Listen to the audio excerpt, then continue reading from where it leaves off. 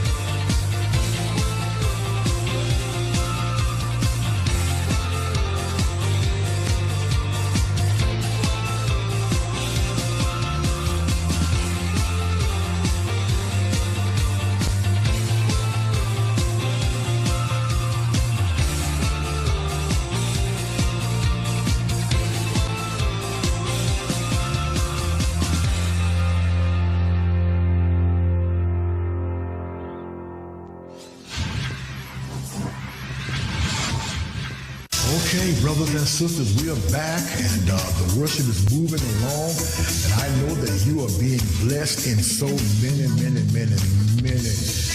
ways. Now, it has come down to what I call the most exciting, and to me, one of the most important parts of worship, and that is the time wherein we are given the opportunity to give. Okay? And I want to invite you to share in your giving with us as we continue spreading the gospel of Jesus Christ throughout the world. Okay? Now, the ways to give, they're going to appear on the screen. If you simply go to our church's webpage and click on Give, you will be directed to the ways wherein you can give and how you can give. All right? Or you can go to our QR code, open your camera app on your phone, and when it's focused, it will carry you, or just click on our website, that'll carry you again into the ways of how you can give. All right? Brothers and sisters, I am ready to give now unto the work of the Lord, and I welcome you in our period of giving.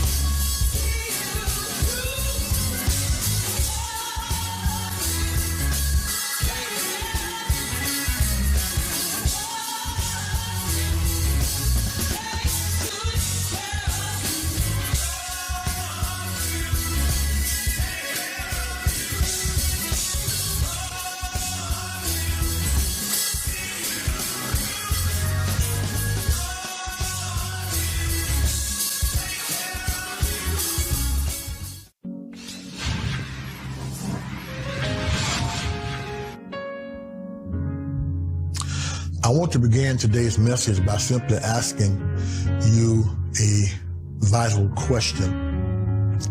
That question is, what would your life be like without discipline? Can you imagine what would be going on in your life?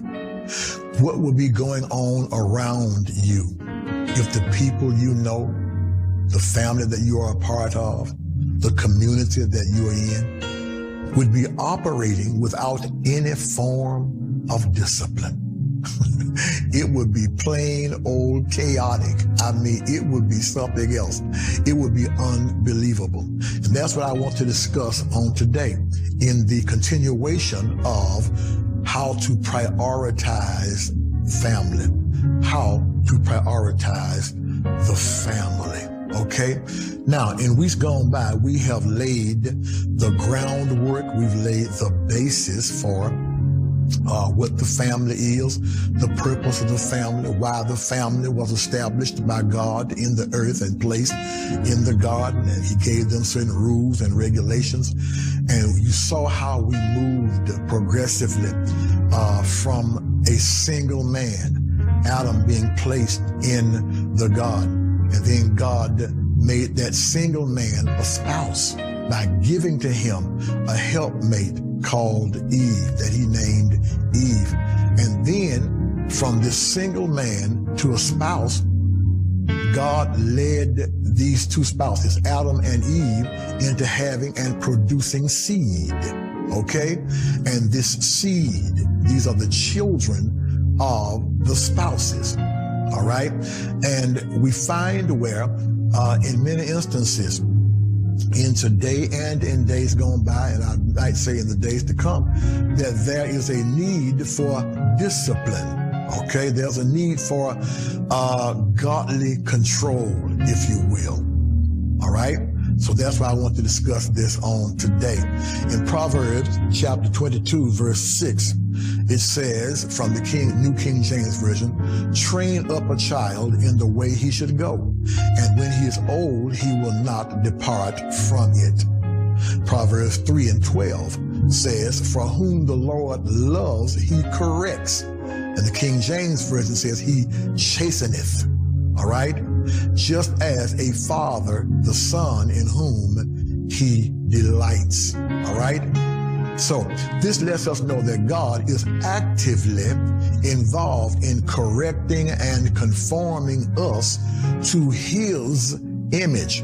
Because remember now that the purpose of the family, the purpose of the single man, the single woman, the spouse, the husband, the wife that produces seed, the children, is to represent or recreate God in the earth. We are the purpose. We are the representation, if you will, of God in the earth. All right. So he's actively involved in correcting us so that we might move, that we might walk, that we might have our being in his image and in his likeness. Now, as parents, as mothers and fathers, we are called to model God's discipline with our children. But many parents stress over this question. You know, there's always a discussion about how much to discipline my child. There's always a debate on how much discipline is enough, how much discipline is too much, or how much discipline is not enough. So I wanted to take this opportunity to give us some insight on this matter of discipline from a biblical and godly perspective. All right. Now, when we look at children, we understand that a child has two entities. All right. Two parts. And I want to familiarize you with these two terms that we're going to be using during this disciplinary instruction on today. Everybody is born with a spirit and a self-will. All right. A spirit and a self-will. The spirit of the person is their personhood, who they are down on the inside. All right. Their personality. All right. Their being, so to speak. All right. Their soul. But then everybody's born with a self-will. And their self-will is the will that they want to live by and to go by. And their actions are usually the results of their self-will. It is something that they will to do, something that they want to do. Now, when we all came to the world with a self-will, and that self-will has to be brought into and under submission to God. And that requires discipline. Hear me now, on the part of God. And God has disciplined every one of us in some way or another. If you're living on this earth, God has had to discipline man, either personally or historically. If you look back in the Old Testament and even the New Testament, there are instances whereby God had to correct men, women, boys, girls. He had to discipline them because he had to get them out of their self-will and develop them in the spirit of God. So the self-will has to be broken. All right? Tell your neighbor it has to be broken. Listen, as God has disciplined us, then we must discipline our children to teach them how important it is to obey and follow rules and regulations. Everywhere you go in life, there are some rules, there are some regulations. There are going to be some do's and some don'ts. All right? Some don't go here, don't go there. Some go this far, stop here, don't go any further. There are always some do's and don'ts. And for you not to discipline your child, the failure to discipline children is an act of direct disobedience. Because if you want them to grow up to be godly in all their ways and everything that they do, you must discipline them. They are born away from God. The Bible said that we are born in iniquity, born in sin, and shaped, developed into iniquity. So they're not born with God. They're born of God. They're born from God because God allows and God brings about the birth of children. But they're born with this self-will. And that will has to be disciplined, as I said, and brought under subjection.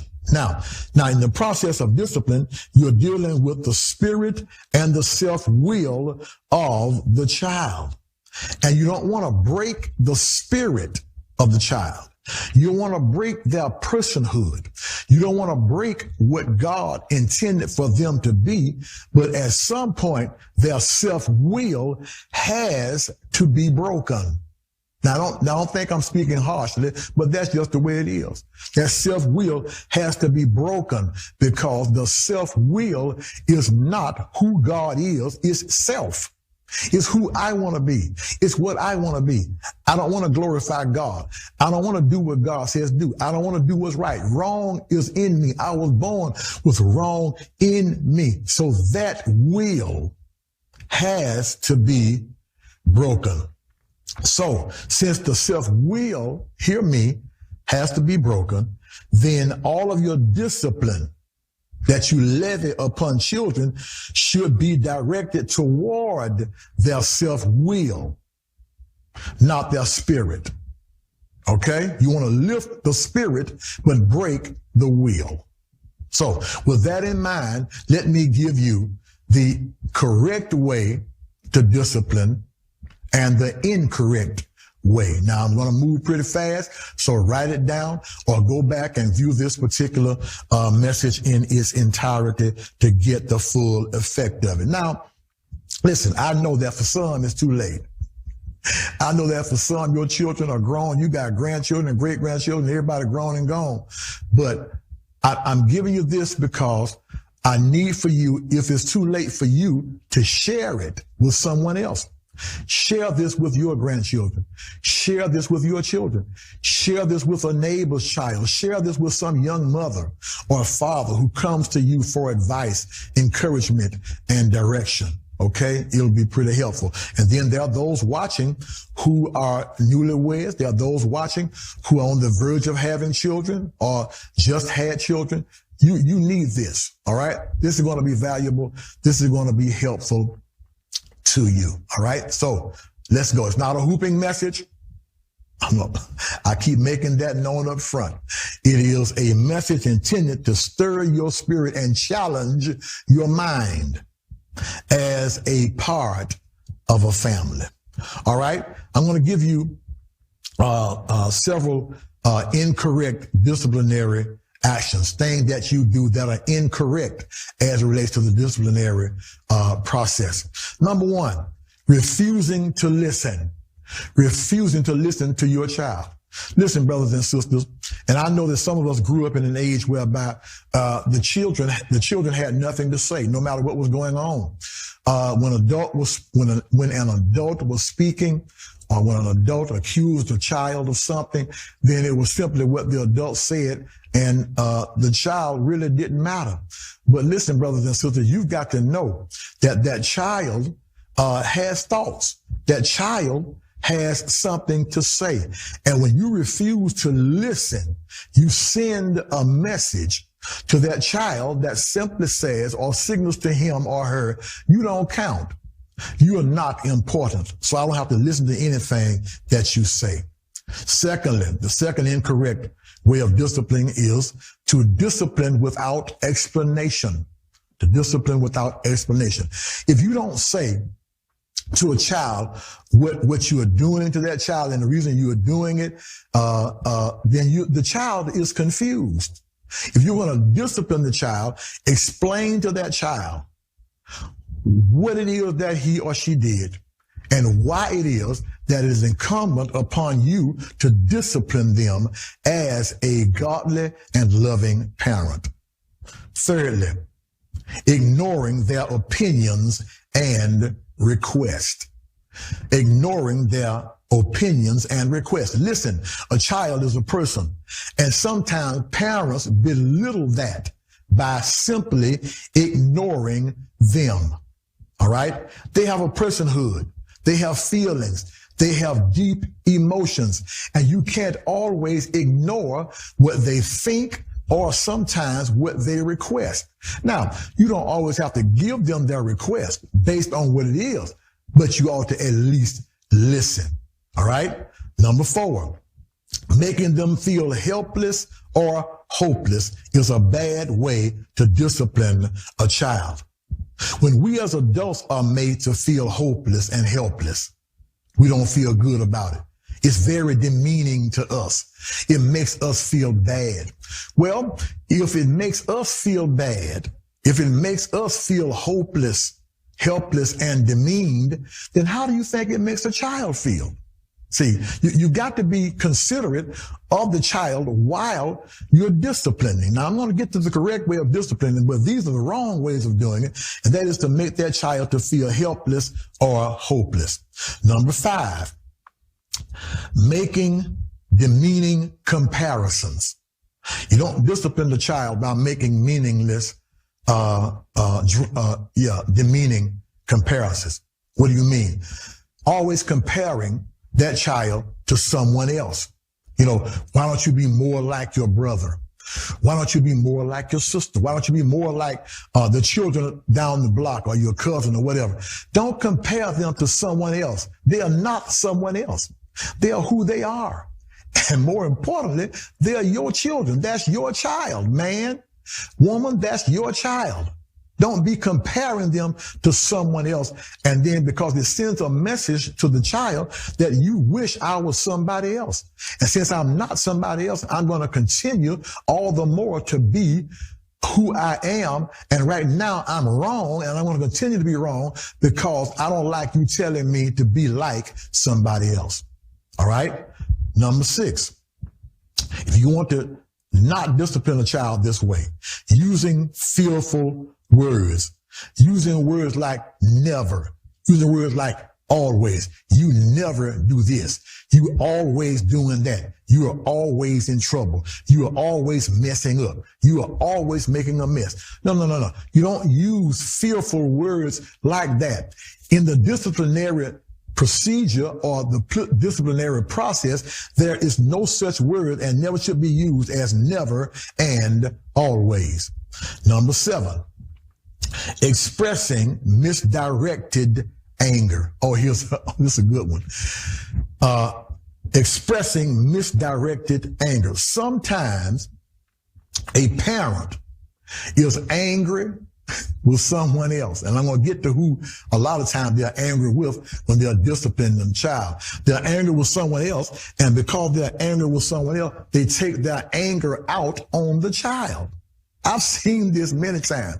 I've heard of it, okay? In counseling sessions, people have told me, say, I just got angry. And usually who they're angry with, let me tell you, who they're angry with is their child's father. All right. And they'll take their anger for the child's father out on the child and beat the child half to death, saying, you just like your daddy. You're sorry, just like your daddy. He left me and you acting a fool. I'm here with all you brothers. No, you don't do that. All right. That's criticizing. All right. That's misdirected anger. All right. Number 8, criticizing their efforts. Have you ever been in that kind of situation when everything you've done was not good enough? No matter how good you thought it was, you were excited. Well, that's where children are. When they do the best they can and it turns out to be the wrong thing or it turns out to be not good enough, and you just criticize what they did. Find a way to encourage them some kind of way along the way. All right. Number 9, failure to be loving toward them. That's not how you discipline a child, failing to be loving toward them.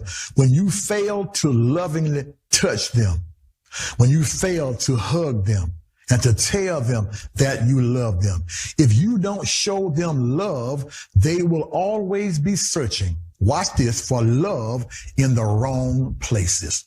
They'll never look for it in the right place because they have not seen it in you. They've not been hugged by you, so they don't know what a correct hug is. They don't know what a vulgar hug is because they don't know what it means to feel a loving, tender hug. Tell your children often that you love them. All right. Another way not to discipline a child is the failure to provide good things for them to look forward to. The failure to provide good things for them to look forward to. Now, there are some ways when we discipline children or punish children, we take things away from them. But right behind that or in the midst of that, there ought to be some inkling as to, okay, after this length of time, this will happen.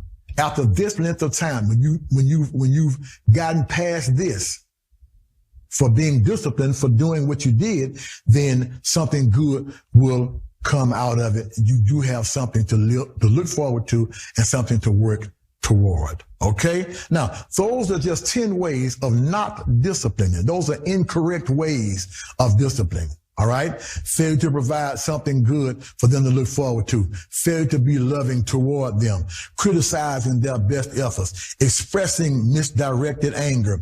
Using fearful words. Making demeaning comparisons. Making them feel helpless or hopeless. Ignoring their opinions and requests. Discipline without explanation. And refusing to listen. All right. Now, I would dare not give you incorrect ways of disciplining without giving you the correct way. All right. There are several. Number 1, check your motives. Check your motives. Mama, daddy, check your motives. Ask yourself, why am I disciplining my child? Are you disciplining them because of something they said that you didn't like? Or is it because you're upset? You're already set and they got on your, what I've heard people say, my last nerve or my reserve nerve. So I'm just going to just jump on the child. Why are you doing it? What happened? What was the incident that caused the reasoning for the disciplinary action? All right, that's the correct way. The second correct way is to carefully explain the reason why the child is being disciplined to the child.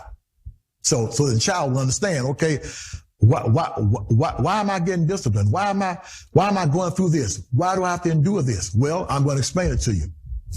My daddy had a very unique way of disciplining, and I adopted that way.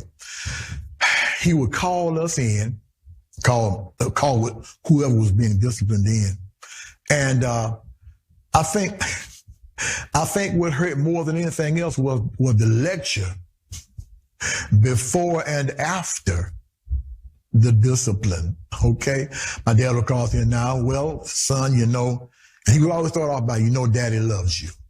You know, you got to stand there knowing you're about to be burning, knowing you're about to get towed up, okay? Knowing that it's going to feel like all hell has broke loose in your life. And he's standing there telling you, you know, Dad loves you, right? And so you can't say no. So you had to say yes. And he would say, now, he would go back and explain. Now, the rule is so-and-so. Is that right? And you need to say, yes, that is the rule. And I told you so-and-so, right? Your mother told you, right? Yes, Daddy. And now, you didn't do that, did you? No, sir. Now, see, right there, whether you want to admit it or not, okay, you know and you understand what's about to happen and why. And then he would go on to tell you, okay, now since you messed up, since you broke the rule, it calls for discipline. And Dad is going to discipline you in love. All right? And then he began to discipline you. Okay, that's the correct way. Check your motives, number one. Carefully explain the reason why the child is being disciplined. But then number three, use a loving tone of voice. Explain. Now, while you're explaining what you're about to do, you do it in a loving voice. And I know that sometimes that's difficult because you're upset, you're angry, which you shouldn't be. You should not discipline your child while you're angry or mad or upset. Okay, calm down first, and I'm going to get through that. But, you know, your voice ought to be in a loving tone. And my dad had a habit of doing that. He said, son, you know, Daddy loves you. And he would sound like it was really going to get to him. He sounded more sorrowful than I did. Okay? And he got me many times, and I deserved every last one of them. Okay? Because I was always into something, always doing something. But I wasn't a bad child now. I wasn't bad. I was mischievous, as they would say. I was mischievous. I was not bad. All right. But he was always getting on me about something. But it was always out of love. And the way my father disciplined me and the way my mother disciplined me, it showed me that they loved me and cared for me. So it did not drive me away from my mother and father. It drove me to my mother and my father because I could hear the love and feel the love in their voices and their actions. Number four, the correct way to discipline, never discipline in anger. If you are angry about something or at someone, go somewhere and get over that first. Okay? Get over that. Don't come in and just declare your anger that you are angry with someone else and you want to take it out on the child. That's not fair. It's not fair to the child, and it's definitely not fair to you. All right. The correct way to discipline, number 5, keep your promises. Now, this is important. Keep your promises. If you set a disciplinary rule, hear me. If you set a disciplinary rule in the house that if you do this, this is going to happen. If you say this, this is going to happen.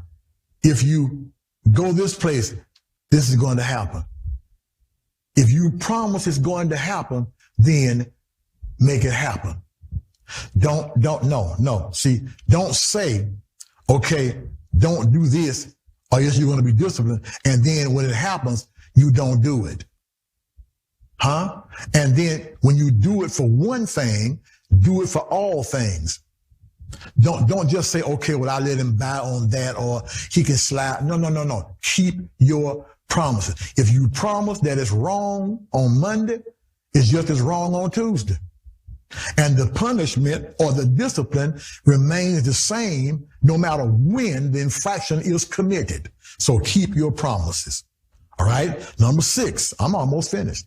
Number 6, share your regrets. In other words, let that child know. And here's the phrase that they used to use when I was coming up. Son, this is going to hurt me more than it's going to hurt you. Now, really, at the time, as a child being disciplined, I really didn't understand that, and I really didn't believe it. Okay, so I'm the one getting spanked. I'm the one getting the devil knocked out of me. But yet, you're saying that it's hurting you. Really? Really?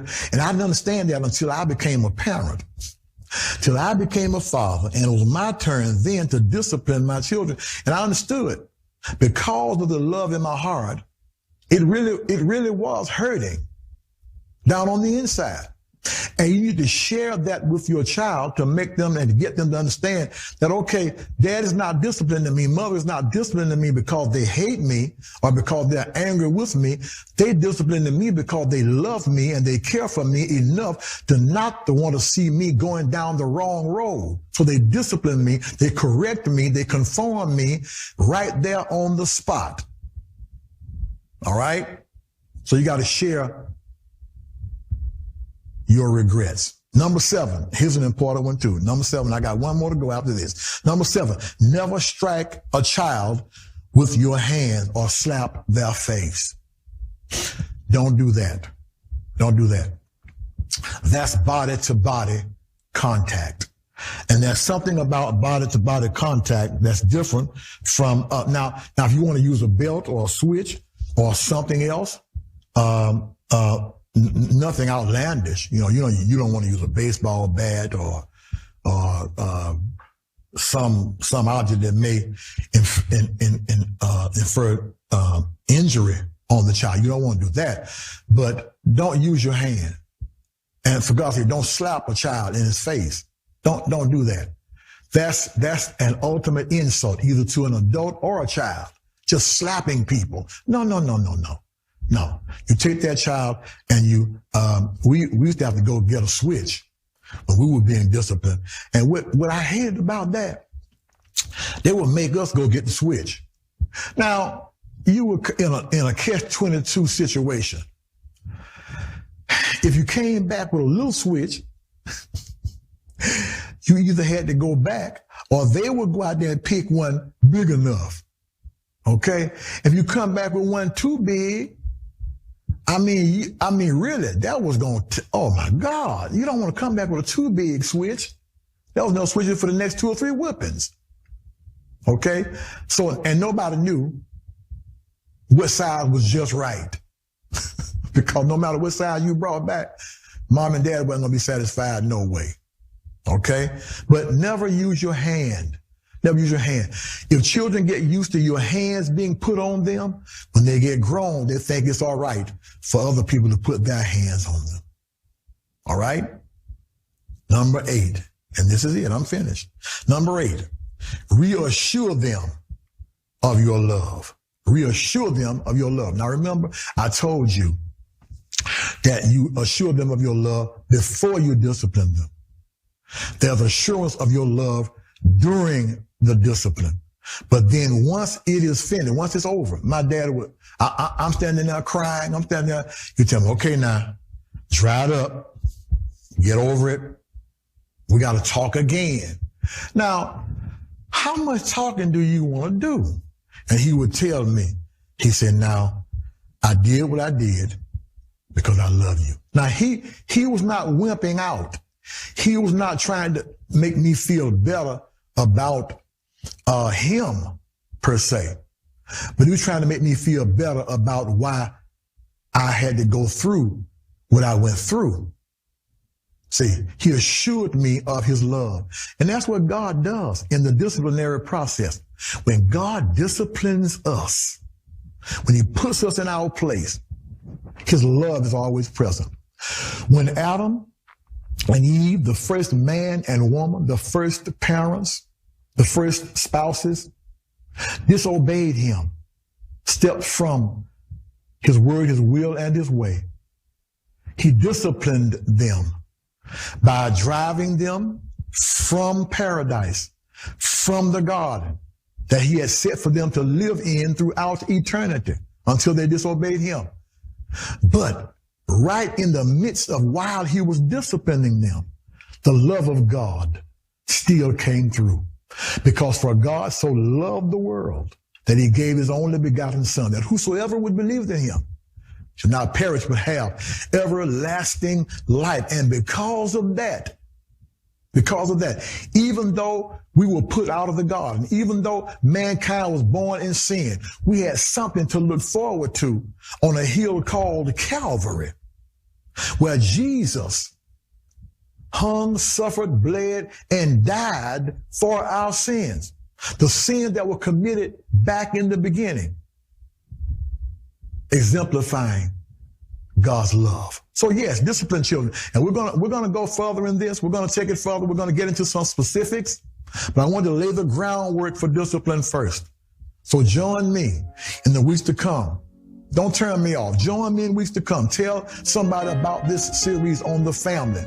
How to prioritize the family, prioritizing your children, prioritizing your spouse, prioritizing your singlehood, prioritizing discipline, prioritizing family communication. We're going to be doing all of that. And I want you to be a part of it so you can be helped and strengthened by these messages.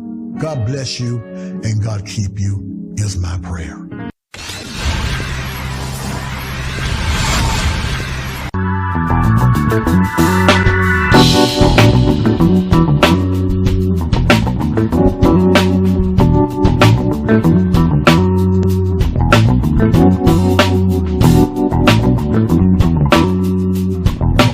Thank you.